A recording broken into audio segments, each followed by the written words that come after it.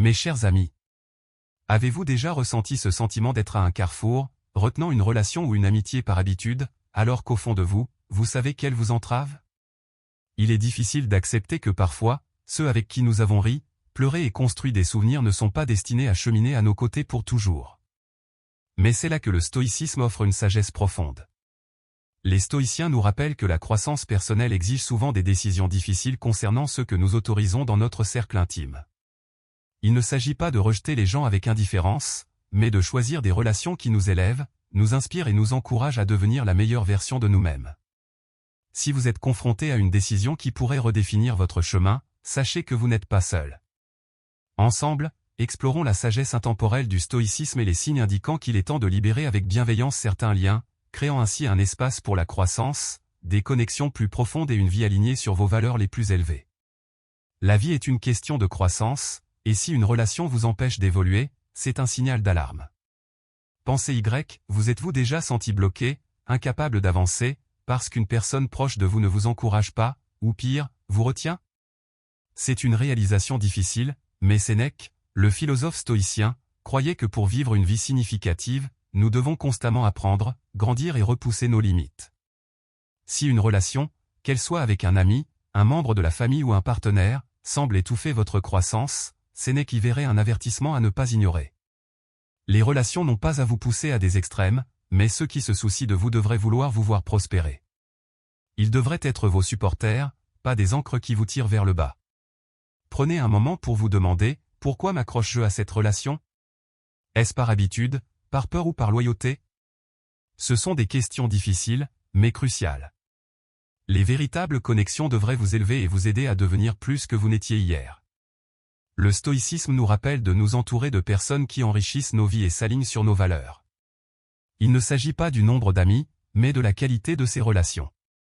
Si quelqu'un ressemble plus à des sables mouvants qu'à un tremplin, il est peut-être temps de le laisser partir, non pas avec amertume, mais avec gratitude pour les leçons apprises.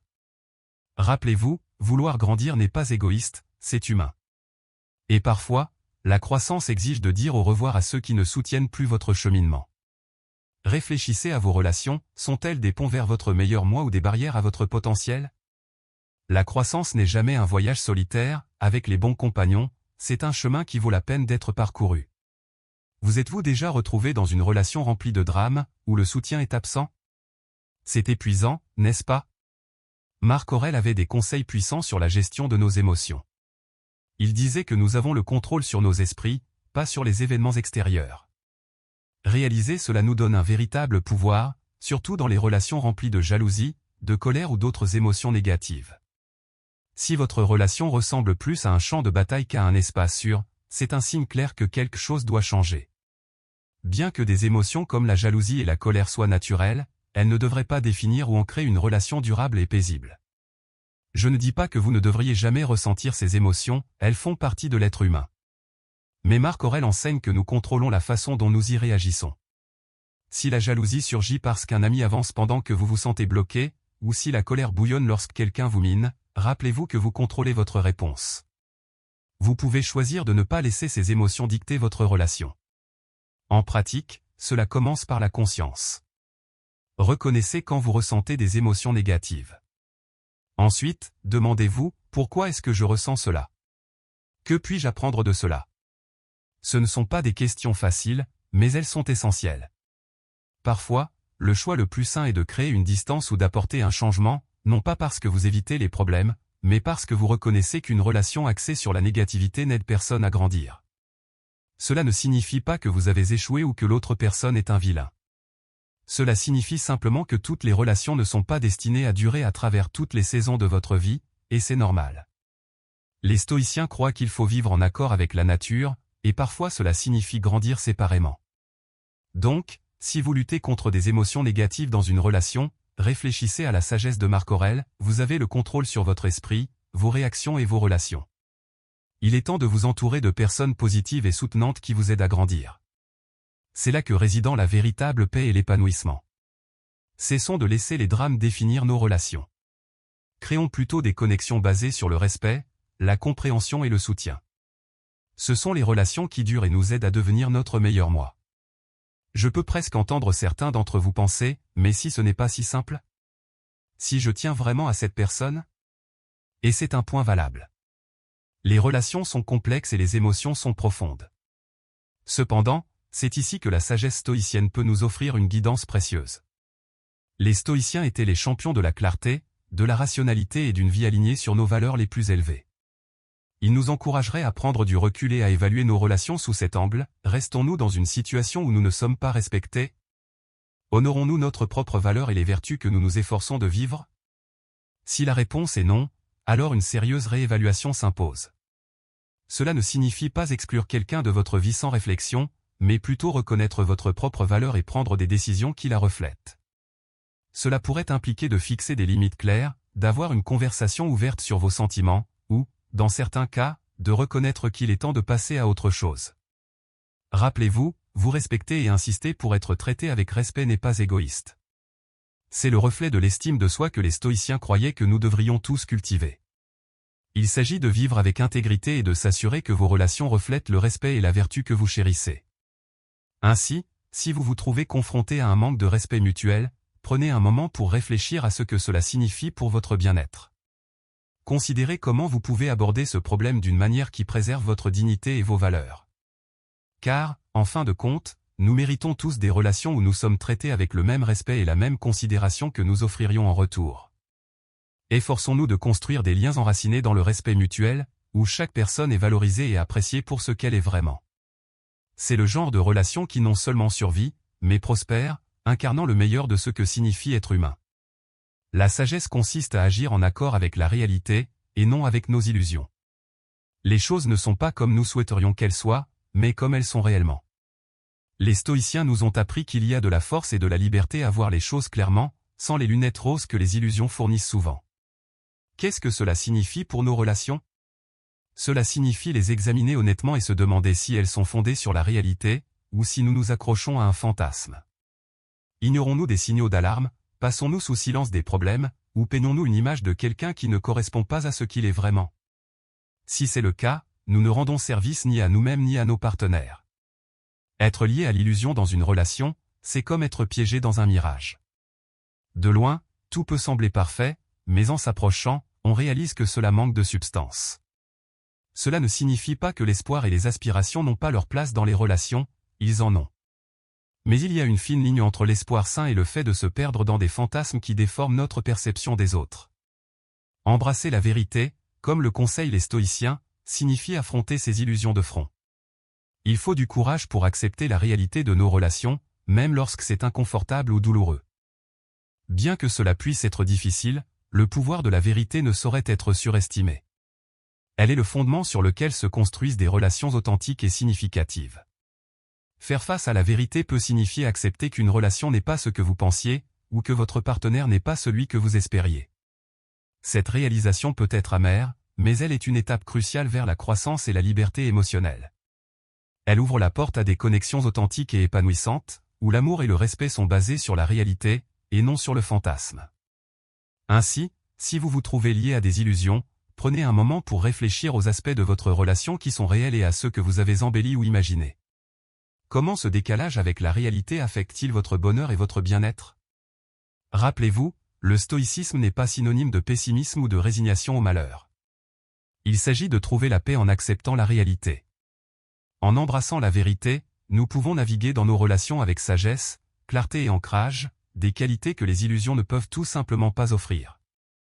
Mettons-nous au défi de voir nos relations à travers le prisme de l'acceptation stoïcienne. Embrassons la vérité, aussi difficile soit-elle, et ouvrons-nous à des connexions authentiques qui enrichissent nos vies. Compromettre vos valeurs ne devrait jamais être une option. Nos valeurs sont les principes qui nous guident, la boussole morale qui dirige nos décisions et nos actions. Mais que se passe-t-il lorsqu'une relation exige que nous compromettions ces valeurs? C'est une question difficile, mais qui mérite d'être abordée. Et une fois de plus, le stoïcisme offre une sagesse à ce sujet. Les stoïciens soutiendraient que compromettre nos valeurs fondamentales pour le bien d'une relation est un prix trop élevé à payer. Pourquoi? Parce que nos valeurs sont l'essence de qui nous sommes. Elles façonnent notre identité, influencent nos choix et guident notre façon d'interagir avec le monde. Les compromettre, c'est perdre une partie de nous-mêmes, et aucune relation ne vaut cela. Être dans une relation qui vous demande d'agir d'une manière qui contredit vos valeurs peut commencer par de petits compromis, mais avec le temps, ceci érode votre sens de vous-même et les principes selon lesquels vous vivez. Il ne s'agit pas des sacrifices normaux que nous faisons dans les relations, ceux-ci font partie d'un échange sain. Il s'agit de trahir le cœur même de votre être. Les philosophes stoïciens comme Marc Aurèle et Sénèque soulignent l'importance de rester fidèle à soi-même et de vivre en accord avec ses valeurs, quelles que soient les pressions extérieures. Cet alignement apporte sens, direction et but dans la vie. Si vous vous trouvez dans une situation où une relation vous force à trahir vos valeurs, c'est un signal pour faire une pause et réfléchir. Cette relation sert-elle votre bien supérieur? Vous aide-t-elle à grandir, ou vous retient-elle? Naviguer dans cette situation n'est jamais facile, surtout lorsque les émotions sont impliquées. Cependant, la pratique de l'introspection et de l'analyse rationnelle, comme le recommandent les stoïciens, peut vous aider à prendre des décisions qui honorent à la fois vos valeurs et la personne que vous vous efforcez d'être. Rappelez-vous, quitter une relation qui compromet vos valeurs n'est pas un échec, c'est un acte de respect de soi. C'est une déclaration que vous vous valorisez suffisamment pour n'accepter que des relations qui vous élèvent et s'alignent sur votre véritable moi. Mettons-nous au défi de vivre avec l'intégrité et la vertu que les stoïciens appréciaient tant. Assurons-nous que nos relations reflètent et respectent nos valeurs, et ne les minent pas. Car, en fin de compte, c'est notre adhésion à ces valeurs qui nous définit, nous guide à travers la vie et nous mène à un véritable épanouissement. La réciprocité, clé des relations saines. La réciprocité est l'équilibre du donner et du recevoir dans une relation, un soutien mutuel où les deux parties contribuent de manière égale. Mais que se passe-t-il lorsque cet équilibre est rompu?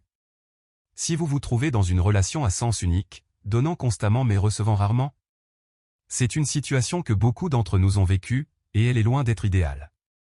La réciprocité n'est pas seulement un luxe, elle est essentielle à la santé et à la longévité de toute relation. Une relation où une personne donne toujours et l'autre prend toujours est intrinsèquement déséquilibrée. Avec le temps, cela peut entraîner des sentiments de ressentiment, d'épuisement et de non-reconnaissance de la part du donneur, tandis que le receveur peut développer une dépendance ou un sentiment de droit acquis. Ce déséquilibre mine l'essence même d'une relation saine. Les stoïciens nous ont appris que les relations doivent être fondées sur un soutien mutuel. Ils croyaient qu'il fallait contribuer au bien-être des autres, mais pas au détriment de son propre bien-être. La relation idéale, selon la philosophie stoïcienne, est celle où les deux individus se soutiennent mutuellement dans leur quête de vertu et d'une vie bonne. Si vous êtes dans une relation à sens unique, prenez un moment pour réfléchir à la question de savoir si vous vous respectez en permettant à ce déséquilibre de perdurer. Permettez-vous une dynamique qui décourage la croissance ou la contribution? Aborder ce déséquilibre ne signifie pas nécessairement mettre fin à la relation. Cela pourrait être une opportunité de croissance pour les deux parties. Cela commence par la communication, exprimez vos besoins, fixez des limites et encouragez votre partenaire à contribuer davantage, tant sur le plan émotionnel que pratique. Les relations saines évoluent avec le temps, nécessitant des efforts, des compromis et une adaptation. Mais le fondement doit toujours être la réciprocité. Chaque personne doit se sentir valorisée, entendue et soutenue. Efforçons-nous donc de créer des relations où la réciprocité est la règle, et non l'exception. Construisons des liens qui élèvent et soutiennent toutes les personnes impliquées. Car, dans le donner et le recevoir de la vie, nous trouvons la véritable essence des relations significatives. Numéro 8, se souvenir de la mort. La pratique stoïcienne de la réflexion sur la mortalité est un appel à l'action, un rappel de vivre nos vies avec but et attention. Elle nous encourage à ne pas perdre de temps sur des questions triviales, mais à nous concentrer sur la création d'un héritage significatif. Chaque matin, à notre réveil, nous recevons une nouvelle opportunité de nous engager de manière significative avec la vie, de contribuer positivement au monde et de poursuivre notre croissance personnelle. Marc Aurèle, dans ses pensées, écrivait souvent sur la nature éphémère de la vie, soulignant l'importance de vivre vertueusement et de tirer le meilleur parti de notre temps limité. Cela ne devait pas être sombre, mais plutôt une perspicacité libératrice qui l'affranchissait des préoccupations mesquines et lui permettait de se concentrer sur ce qui comptait vraiment. Lorsque nous incorporons ce principe stoïcien dans nos routines matinales, chaque jour se transforme en un cadeau, une opportunité de vivre intentionnellement. C'est un jour à ne pas prendre pour acquis, mais à utiliser judicieusement, en favorisant les relations, l'apprentissage et la contribution au monde. Se souvenir de la mort ne signifie pas vivre dans un état constant d'anxiété. Au contraire, cela apporte clarté et but, nous aidant à prioriser ce qui compte vraiment. Cette pratique offre également une perspective face aux défis de la vie. Lorsque nous reconnaissons que notre temps est limité, les petites contrariétés et les revers perdent une grande partie de leur signification. Nous devenons plus résilients, plus concentrés sur nos objectifs à long terme et moins susceptibles d'être déroutés par les difficultés temporaires. C'est une façon de cultiver la gratitude pour le moment présent et de le vivre pleinement. Comment pratiquer? Commencez chaque matin par une brève réflexion. Voyez la journée comme une toile vierge, une chance de contribuer de manière significative à votre vie et à celle qui vous entoure. Demandez-vous, si aujourd'hui était mon dernier jour, serais-je fier de la façon dont je choisis de le passer? Cette réflexion n'est pas une question de peur, mais d'appréciation, vous incitant à vivre chaque jour avec but et gratitude. Numéro 9. Pratiquez la visualisation négative. Alors que nous sommes souvent encouragés à nous concentrer sur le positif, les stoïciens offrent une approche différente, à la fois pratique et stimulante. La visualisation négative n'est pas une question de pessimisme. C'est un outil pour renforcer la résilience, la préparation et l'appréciation du présent. L'essence de cette pratique est d'imaginer périodiquement les défis ou les pertes auxquelles vous pourriez être confrontés, allant des inconvénients mineurs aux difficultés importantes. Il ne s'agit pas de créer de l'anxiété, mais de répéter mentalement comment vous réagiriez si ces situations se présentaient. En vous préparant émotionnellement et mentalement, vous devenez moins susceptible aux surprises inévitables de la vie. Des stoïciens comme Marc Aurèle, Sénèque et Épictète croyaient qu'en contemplant l'impermanence de tout ce qui échappe à notre contrôle, nous pouvons développer un sentiment de paix plus profond. Cette pratique déplace notre attention vers ce que nous pouvons contrôler, nos attitudes, nos réponses et nos actions. L'intégration de la visualisation négative dans votre routine matinale transforme votre façon d'affronter la journée. Au lieu de sortir sans être conscient des défis potentiels, vous êtes mentalement équipé pour les gérer. Cette répétition mentale renforce votre résilience, de sorte que lorsque la vie vous lance une balle courbe, vous n'êtes pas pris au dépourvu. De plus, elle améliore paradoxalement votre gratitude. En imaginant la vie sans les choses que vous prenez pour acquises, vous trouverez une appréciation renouvelée pour elles. Comment pratiquer? Passez quelques instants chaque matin à visualiser les défis ou les pertes potentielles. Réfléchissez à la façon dont vous réagiriez, aux forces sur lesquelles vous vous appuieriez et aux leçons que vous pourriez tirer. Ensuite, laissez tomber la visualisation et emportez cette préparation dans votre journée, avec une appréciation plus profonde de votre situation actuelle. Numéro 10. Appréciez votre vie. Terminer votre journée avec gratitude peut transformer votre vision et votre bien-être. Tenir un journal de gratitude est une façon simple mais puissante de cultiver cet état d'esprit. Avant de vous coucher, prenez quelques instants pour réfléchir à votre journée et notez quelque chose pour lesquels vous êtes reconnaissant, qu'il s'agisse d'un geste aimable, d'un magnifique coucher de soleil ou simplement du confort de votre lit. Cette pratique déplace votre attention de ce qui manque dans votre vie vers l'abondance qui est déjà là. Elle s'aligne sur les enseignements stoïciens, qui mettent l'accent sur l'appréciation de ce que vous avez et la concentration sur ce qui est sous votre contrôle. Ce faisant, vous préparez une nuit de sommeil paisible, libérez des désirs insatisfaits, et vous vous réveillez avec un sentiment de but et de gratitude. Pourquoi la gratitude est importante? Terminer votre journée avec gratitude vous permet de conclure sur une note positive, quels que soient les défis que vous avez pu rencontrer. Elle affirme le bien dans votre vie, apporte un sentiment de paix et favorise un état d'esprit qui voit des opportunités de joie dans chaque circonstance. Cette pratique améliore non seulement votre propre bien-être, mais approfondit également vos liens avec les autres. En devenant plus attentif à la valeur de ceux qui vous entourent, votre appréciation de leur présence grandira. Une dernière pensée, ces 10 stratégies inspirées de la philosophie stoïcienne sont plus que de simples tâches. Ce sont des chemins vers une vie d'intention, de résilience et de gratitude. Adopter ces pratiques ne signifie pas que chaque jour sera parfait, mais cela signifie que vous affronterez chaque jour avec force, concentration et appréciation. Ce n'est que le début. Plongez plus profondément dans la voie stoïcienne pour découvrir d'autres perspectives qui peuvent vous guider vers une vie plus significative et épanouie. Merci de faire partie de ce voyage. Continuons à grandir, à apprendre et à prospérer ensemble. Si vous regardez encore, alors vous devez vous abonner à ma chaîne pour plus de conseils de transformation de vie. Merci.